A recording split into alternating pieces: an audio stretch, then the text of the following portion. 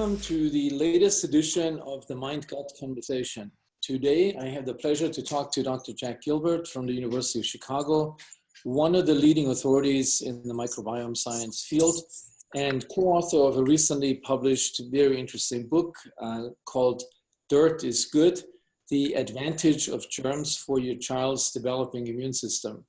And so here's the book. We'll come back to this and ask specific questions about the book later. But let me just introduce Dr. Gilbert. First, he's a professor in the Department of Surgery at the University of Chicago and the faculty director of the Microbiome Center there. He is also a senior scientist at the Marine Biology Laboratory and group leader in microbial ecology at Argonne National Laboratory. I think it's no secret that there may be a change in Dr. Gilbert's affiliation, academic affiliation soon. And, if he may want to comment on this later. Dr. Gilbert's research is focused on the ecology, evolution, and metabolic dynamics of microbial ecosystems from various environments, including built environments, oceans, rivers, soils, air, plants, animals, and humans. His primary interest is in using different technologies to capture the longitudinal dynamics in microbial ecosystems and then model how these interactions relate to environmental variables. These variables can be disease onset and immunology in humans or chemical transformations in plants and soils. Dr. Gilbert also founded the Earth Microbiome Project and co-founded the American Gut Project. Welcome to the show, Dr. Gilbert. My pleasure to be here. So going over your book, it seems this is a book that pretty much answers all the questions that mothers with young children or infants or mothers that are pregnant and are confused what's good and bad for their children. So you pretty much listed and answered all these different questions. And just starting with one that is on many people's minds, relating to antibiotics. So we know that antibiotics play a major role in the decreasing diversity and relative abundances of microbiomes in the Western world, not just in our gut, but also in our skin or in the environment. So let me ask you that question. Can antibiotics in the first 6 months of a baby's life lead to obesity or other adult diseases or problems, health problems?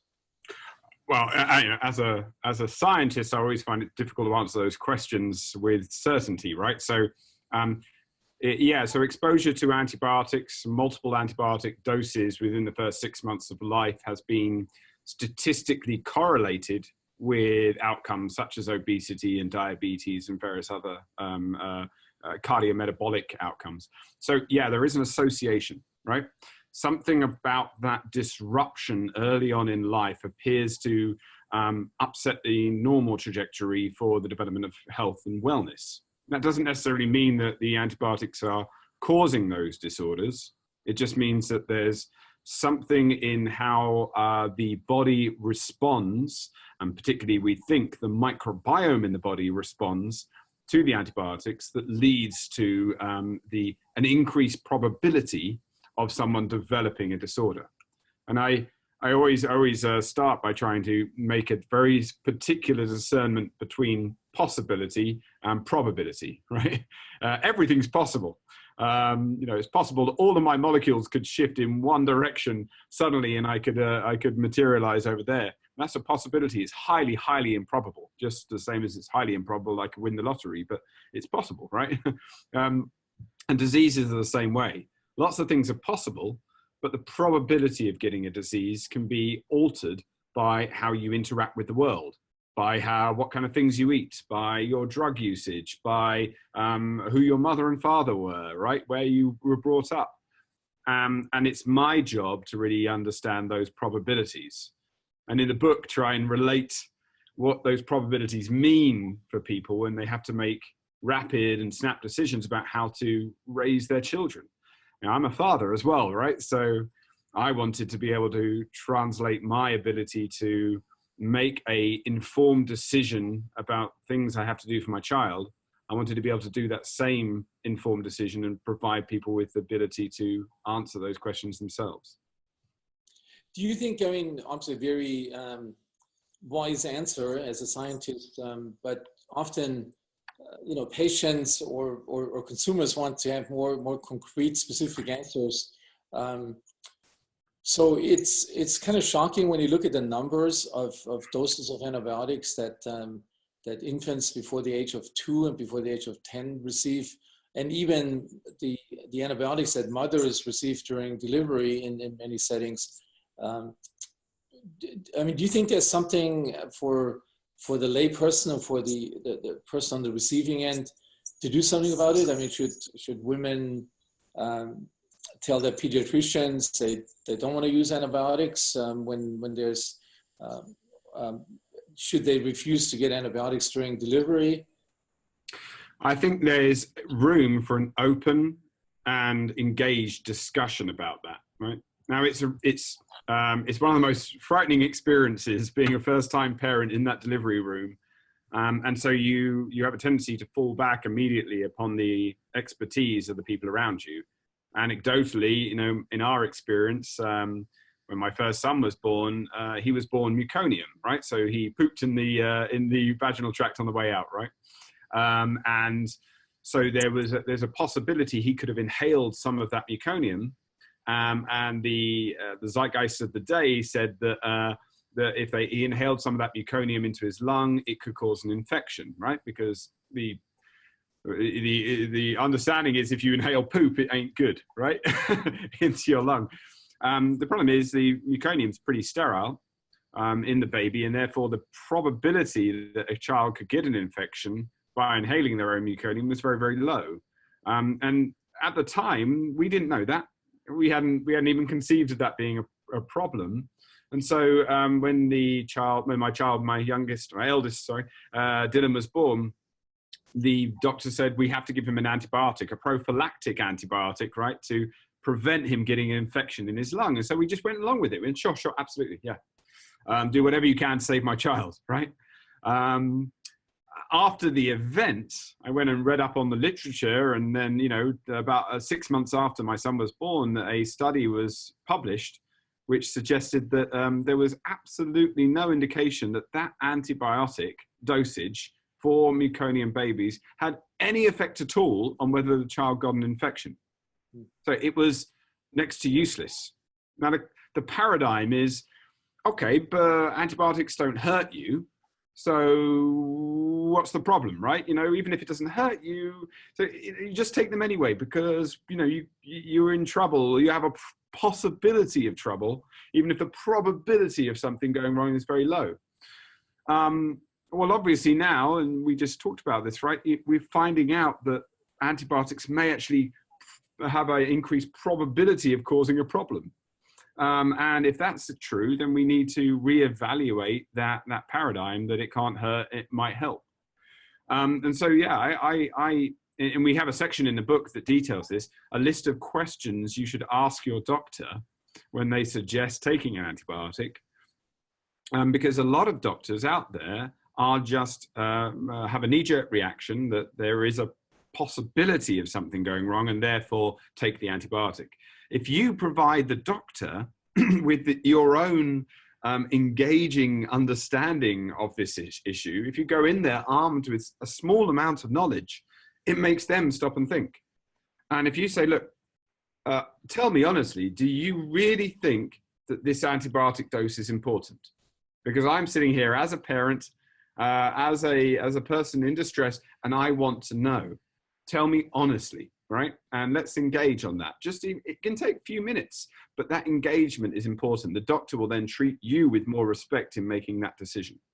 And you know, recently, my son had a cough that lasted for about 12 weeks. And about 6 weeks I took him, and then we decided to wait another 6 weeks. I took him at 12 weeks, and the doctor listened to his chest, and they heard a possibility of there being a pneumococcal infection, non-viral. So I said, okay, would you prescribe an antibiotic? And she goes, in this case, I would.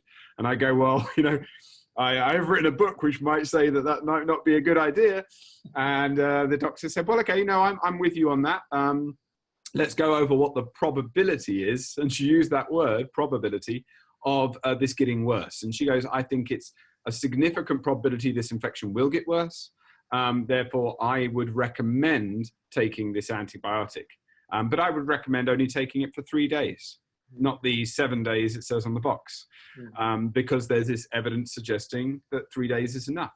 So that's what we did. I said, okay, thank you very much for the discussion. I really appreciate having this conversation. I'll take the antibiotic. My son will take the antibiotic for 3 days. He did. His cough went away within about 4 days. Great. You know, it worked. But that's respect. Okay. And that respect is important.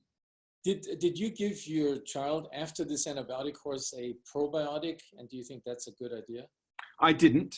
And I didn't for one of several reasons. Number one, I haven't seen any compelling evidence to suggest that a probiotic, so a living bacterial organism or group of organisms provided after antibiotics, actually helps with any improvement in symptoms or it actually seems to increase any rapidity in relief from the side effects of antibiotics. There are some small anecdotal clinical studies which might suggest that there is some relationship there, but nothing that I would class as solid evidence that would make me make an informed decision upon it for my child. And in fact, there's a new study from a brilliant young scientist called Jolan Suez out of the Weizmann Institute in Israel, which suggests that certain people are susceptible to being colonized by the probiotic.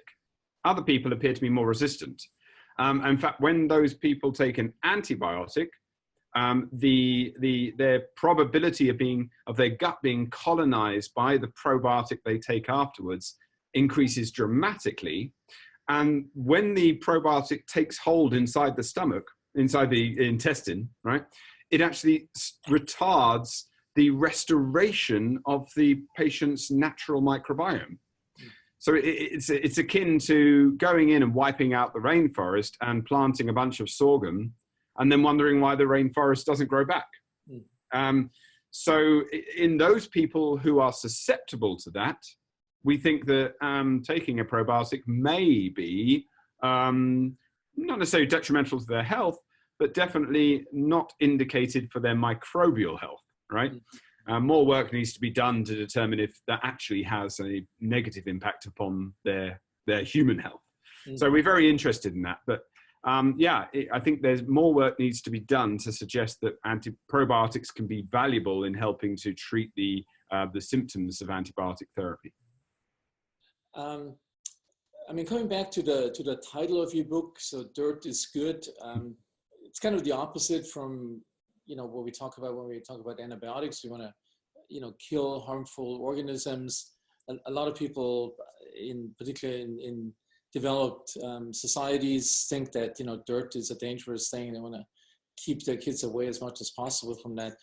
It sort of brings me back to a personal experience that I had when I was during college on a film expedition to the Yanomami Indians on the Orinoco River, and once witnessed a mother delivering her baby onto a banana leaf on the dirt in the middle of this settlement, this Chabono. And that sort of stayed in my mind, how different it would be for an infant to come to life, come into this earth in a place like that under these circumstances, being surrounded by dirt, and the sterile delivery in a modern delivery room. What's really the science behind? I mean, why is dirt good for a baby, for a newborn, and for children? Yeah, I mean, the title of the book was more prescribed by the publishers rather than by us. I think it's catchy. And, the obvious question is, well, is dirt good? Well, I have to say, what is dirt? Obviously soil, for example, is not necessarily dirt, but soil that has massive amounts of mercury in it shouldn't go inside your body's, your child's mouth, and should go in their body. That's not good dirt, right? You got to use common sense. To go along the lines of what we refer to as the hygiene hypothesis, the idea that excessive cleanliness, excessive hygiene appears to be associated with allergic disease increases in our population. So more children are getting food allergies and asthma and eczema, potentially as a result of a lack of exposure to microbial antigens in their environment, right? So bacteria, archaea, viruses, fungi. So a child being born in the jungle would have a lot of exposure to those kinds of things. Unfortunately, child being born in the jungle to a hunter-gatherer group also have a lack of vaccination. They have endemic diseases in their population that are not being vaccinated against, and therefore they have a much higher probability, without access to modern medical care, of having a high childhood mortality. i.e., the kids are at a great risk of a lot of bad things happening, right? Irrespective of whether they eat some of the dirt or get, covered by bacteria from banana leaves. The vast majority of microbial exposure a child gets is benign, and we think it helps to train their immune system. But that doesn't mean we don't need, vaccines to protect our children against diseases which can have a high probability of causing either death or lifelong complications. It doesn't mean that we should abandon all hygienic practices, and just, rub raw chicken inside our kids' mouths. You've got to use some common sense, So a balance between those worlds is what we tend to purport, right? I would posit that a child should be allowed to explore the world in the way that a child gets normally. They should have access to animals, to dogs and cats, for example. They should be allowed to physically interact with them. If a dog licks their face, don't whip out the Lysol wipes, right? They should be allowed to be outside. We should take our kids walking in the woods. We should let them play in the dirt. There's nothing essentially harmful in those environments. But we should also provide them with modern medical care, which has given them the ability to survive childhood, So a balance between those modern medical care and allowing them to explore the antigenic exposure, which is so important for training their immune system, is vital if we want our kids to be healthy. This is obviously going to be a challenge, with predictions that populations around the world are going to be concentrating more and more in a few mega cities, and people that live in the countryside exposed to to good dirt and to animals, farm animals, that will decrease progressively. I mean, do you see any sort of major long-term health problem with that phenomenon? Yeah, absolutely. There is a significant body of evidence to suggest that children that aren't exposed to animal bacteria, animal viruses, animal DNA, right, to soil organisms, to natural plant organisms, that lack of biodiversity, the lack of exposure that those children get, has significant consequences for their health. One study we ran, published in New England Journal of Medicine 2016, with Anne Sperling and Carol Over here at the University of Chicago, and Donata Vicelli over at Arizona, identified that certain dust exposure that children get in farming environments can actually help to stimulate their immune system and prevent them from having an overreaction to antigens that have the propensity to develop asthma. So, when we sever children from the antigenic exposure they would normally get on a farm, their immune systems become hyper-responsive to antigens that promote asthma, we actually proved that with Donata Vicelli by taking dust from the bedrooms of Amish children who are exposed to a farming environment very regularly, and expose that dust to mice that have been sensitized to a food allergen. And when we expose that dust, allowed the dust that the Amish children are breathing in, when we allowed mice that were sensitized to food allergens to breathe in that dust, it actually desensitized them to their allergen. It made them less likely to have an allergic response, to have what we would akin to an asthmatic attack, right? So that's telling. That's in an animal, but it recapitulated the phenotype, the disease progression that we saw in children, and helped the mouse, and therefore the children, to not have that kind of allergic response. Yeah, so we think it's incredibly important in a rapidly urbanizing world that we're able to, if you will, bottle that element of that environment so that all children can develop a properly functioning immune system. You look in South Chicago, here in my neighborhood, there is an epidemic of allergic disease. And these kids are exposed to massive pollution, to industrial pollutants that are, part of the growth of Chicago. And they have very poor diets. We need to figure out a way to be able to help those children develop more life-supporting immune responses. And part of that could be in the kinds of things they're exposed to. Yeah, so you mentioned something, the exposure in certain environments to harmful chemicals. So just coming back to growing up on a farm. I mean, I've seen several patients. If you see patients in LA, some of them come from the Central Valley, which has a very high rate of Parkinson's disease, a very high prevalence, and it's thought that a big factor is the chemicals that are being used in. I mean, it's the biggest supplier of vegetables and almonds and other plant-based foods.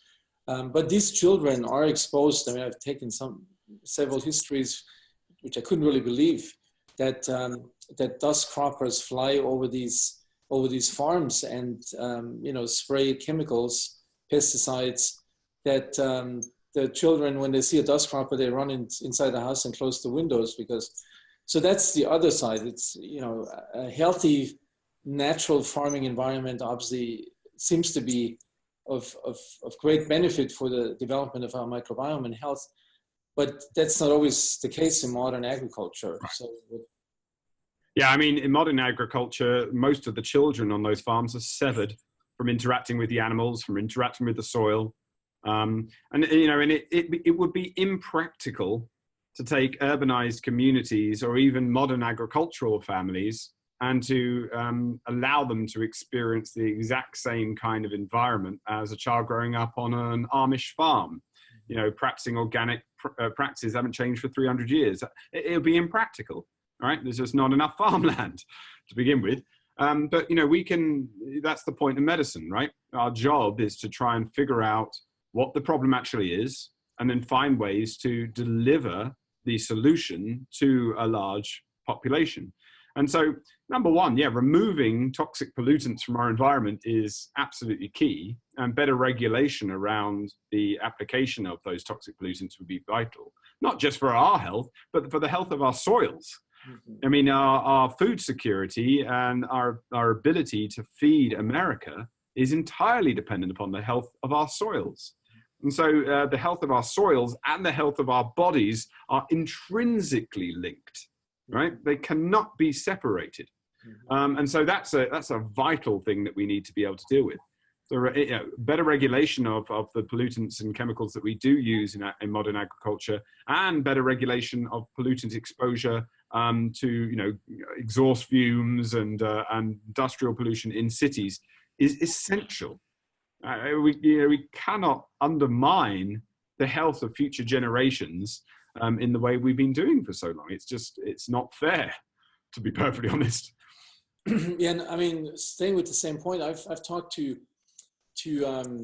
ecologists, microbiome ecologists, about the decline of the diversity in the soil microbiome, which seems, remarkably mirroring the decline that has been found in our gut microbiome. And if you talk to people about this, almost nobody is aware of this. We think that we actually produce too much food, we have to export it.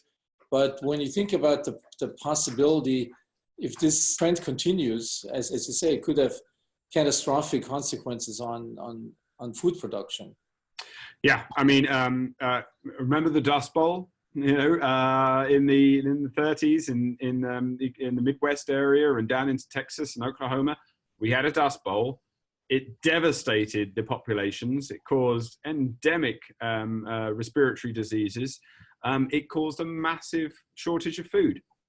And what was the primary reason the Dust Bowl occurred? Because everybody went into monoculture. People didn't cover their land with cover crops. And when we got a significant drought, the land and the soil became dust, right? And I can go to most modern farms nowadays, take up some of their soil, and if I take it in my hand, it will crumble, right? If I put that soil in a cup of water, it will just immediately dissipate and become dust, or mud. What we want is our soil to be rich in organic materials, rich in organic matter, that we can take that soil, put it in a cup of water, and it will stay a block of soil, because that's what it's supposed to do. And that is not necessarily happening.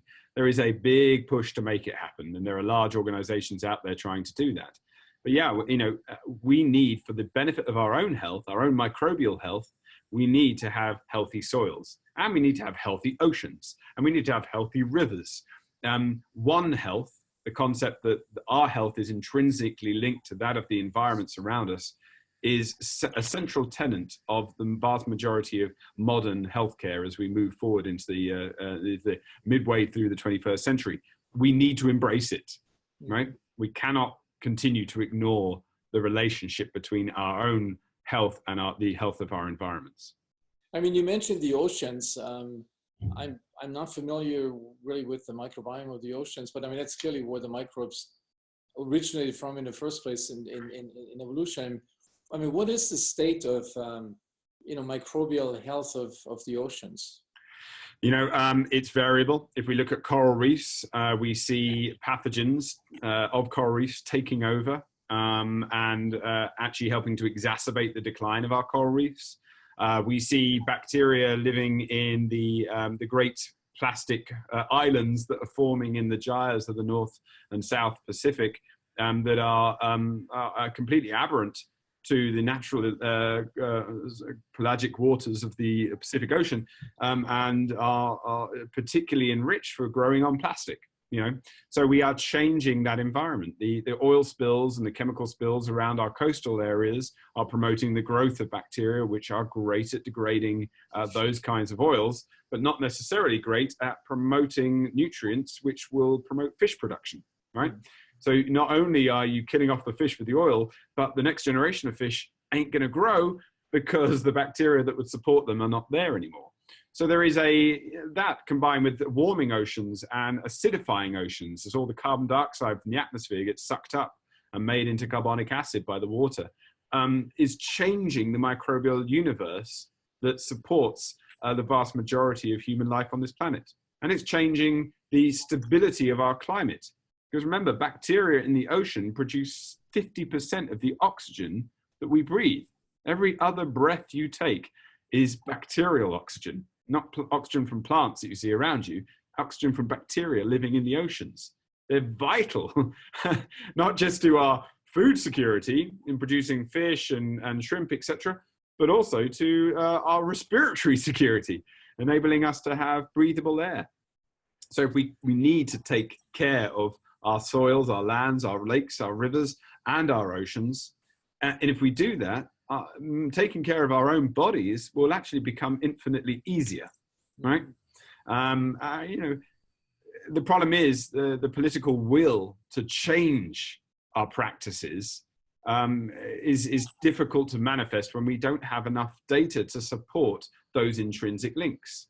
We can see it, but we can't necessarily put a number on it. Right? And so there needs to be a lot more work done to focus on being able to numerically identify the impact of that environmental degradation on human health, on the health of our children, and the health of our pregnancies, and the health of our population as it ages. We don't want to be getting into our 70s and 80s and suffering from a significant increase in age-related ailments because our environments aren't healthy enough. It doesn't just stop with food. Where you walk and what you breathe is important. Yeah, this is interesting to me because there's clearly in this country now an obsession with food and diet, and all kinds of people write best-selling books. Like every month there's a new diet. all these recommendations really don't take into account the environment. They're like, you know, like you would almost think if you want to write a book about a healthy diet, it should be healthy for the individual and for the environment because they're so closely linked, as you pointed out. I mean, yeah, I mean, diet is absolutely essential for maintaining a healthy body, right? If you don't eat a healthy diet, it's your number one indicator of not having a healthy body. You know, type 2 diabetes, obesity, cardiovascular disorders, cardiometabolic disorders. You know, I see people in our clinic on a regular basis who are suffering severely from things like peripheral arterial disease, so their arteries are dying in their hands and their feet because basically they're eating a diet which is promoting massive inflammation inside their body, right? And then it spirals out of control and they can't break out of that relationship. So that's absolutely key. But, you know, remember, where you take your plants from is important. Not just for the nutritional quality, but the bacteria living in soil colonize the plant. Take one of my favorite foods, wine. I love wine. If we look at where we plant the vine that produces the grapes that go to make the wine, actually influences the type of bacteria which colonize the vine and therefore colonize the grape. And those bacteria can affect the quality of the wine. So irrespective of whether you care about the quality of your food, if you care about the quality of your alcohol, and the vast majority of Americans probably do, then you should really think about the soil quality as well as the type of quality of wine that you take in. And any viticulturist will tell you this, right? The best wines come from the healthiest soils. The best food comes from the healthiest soils. And so when you consider the quality of the food that is important for maintaining your health, it's based in part on the quality of the soils that plants come from. So like during this conversation, you could become either extremely pessimistic and worried about the future of human health and planetary health, or you could be an optimist because, I mean, there are clearly now companies starting to respond to these facts and to these worrisome trends. Even big companies. I mean, I'm kind of really surprised how this whole public benefit corporation movement has made inroads into. So, I mean, are you an optimist? Do you think we're going to be able to turn this around and change consumer behavior and politicians and their actions? And yeah, I think the politicians will follow whatever the industrial lead is, right? So I'm eternally optimistic. I see agricultural organizations embracing soil quality as a mandate, right? And developing new products so that there can be commercial sustainability of that mandate. They're creating products which actually improve soil quality, right? So they're not just saying, oh yeah, we love the soil. They're saying we have a commercial, financial interest in maintaining soil quality.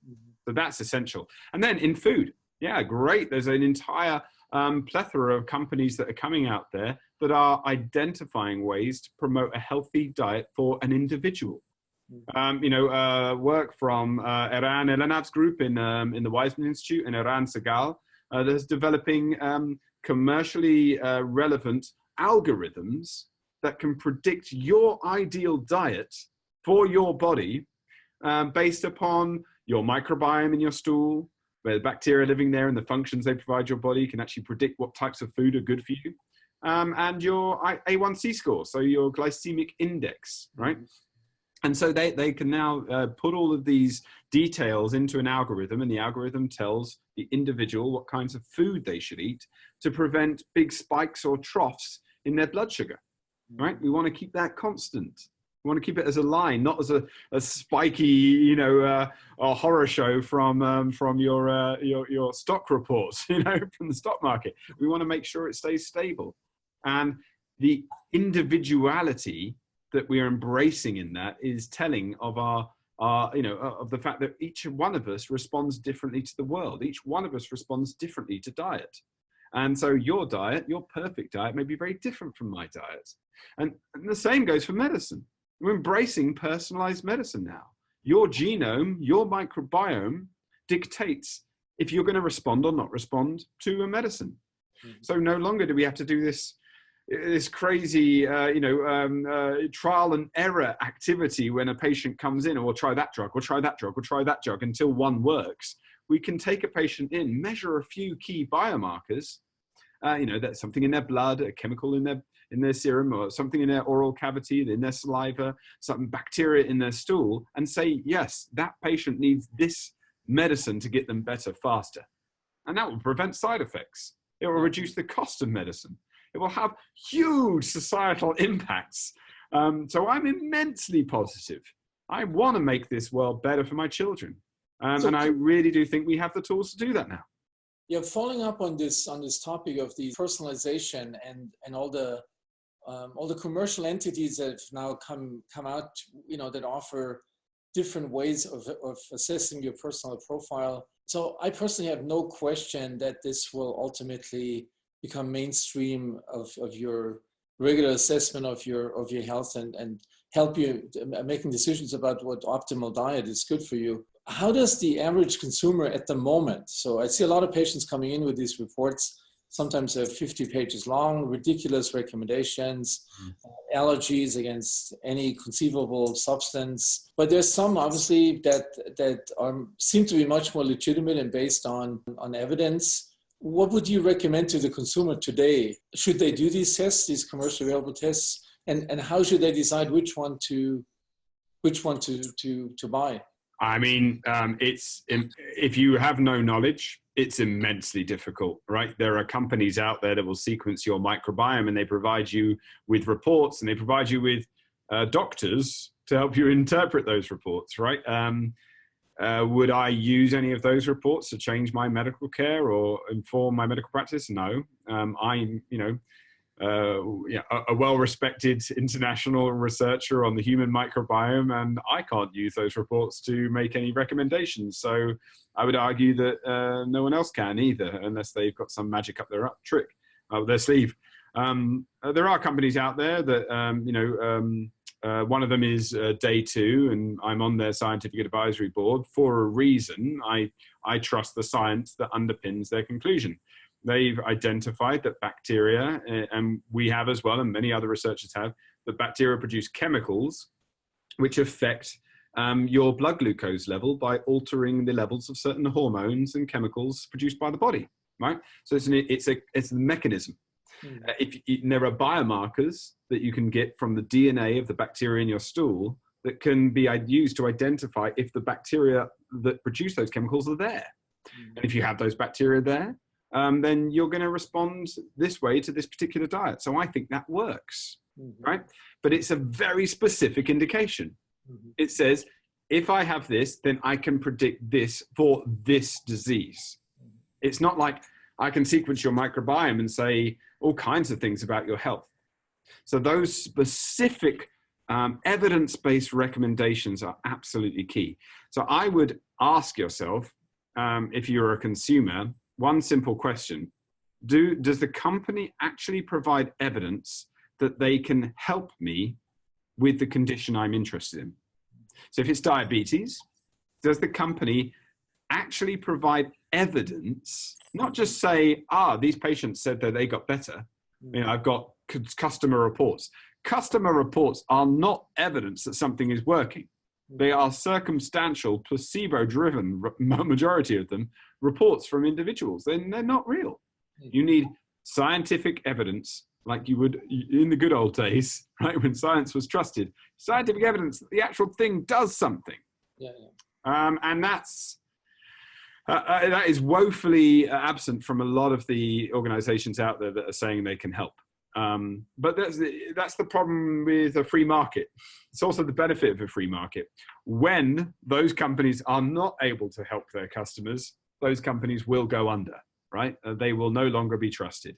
And the ones that are actually helping patients and helping their customers to get better will stay and hopefully proliferate. And so it's that's the free market is good for that, right? It sorts the wheat from the chaff. It's unfortunate that when you're in the market as a customer, you're the guinea pig, and you are the one that has to make that selection. Yeah, so this is, yeah, I mean, I would fully agree with you on this. So I think we've, it's been a fascinating conversation. I mean, it could go on for another hour, really, and I'm sure people that listen to this would equally be excited. But let me end with a very personal question. So you're one of the leaders in this microbiome field. Have you adjusted your lifestyle? And we talked a little bit about, what you recommend to you in the medical care, medications with your children. What about for you personally, diet? Have you changed your diet, and would you say, as an individual who lives his life based on evidence, what would you recommend that for people to do the best for their gut microbial health and for their health overall in terms of diet? Yeah, diet's key, right?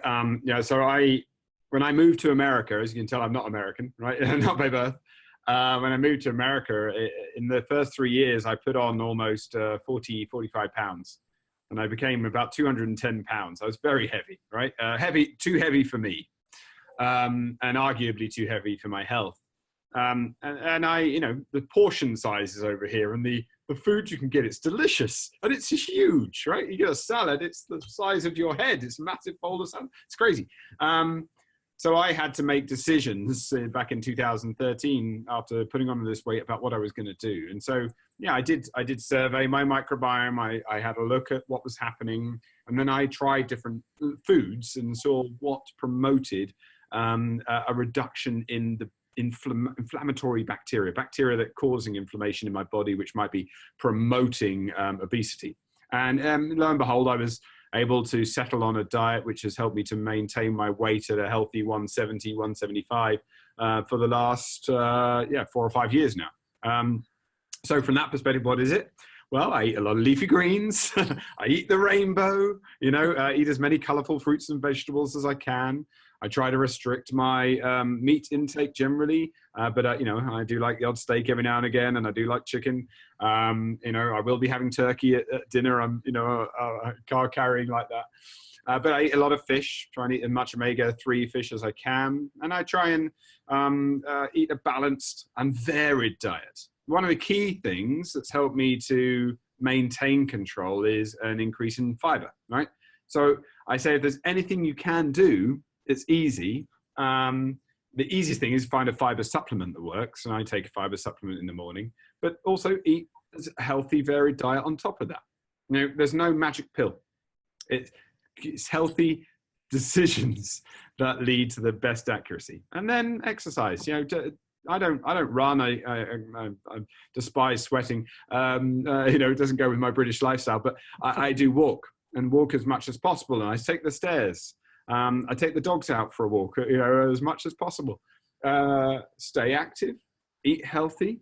It's everything your mum told you to do, right? It's all common sense, but it's highly effective. Your bacteria love fiber.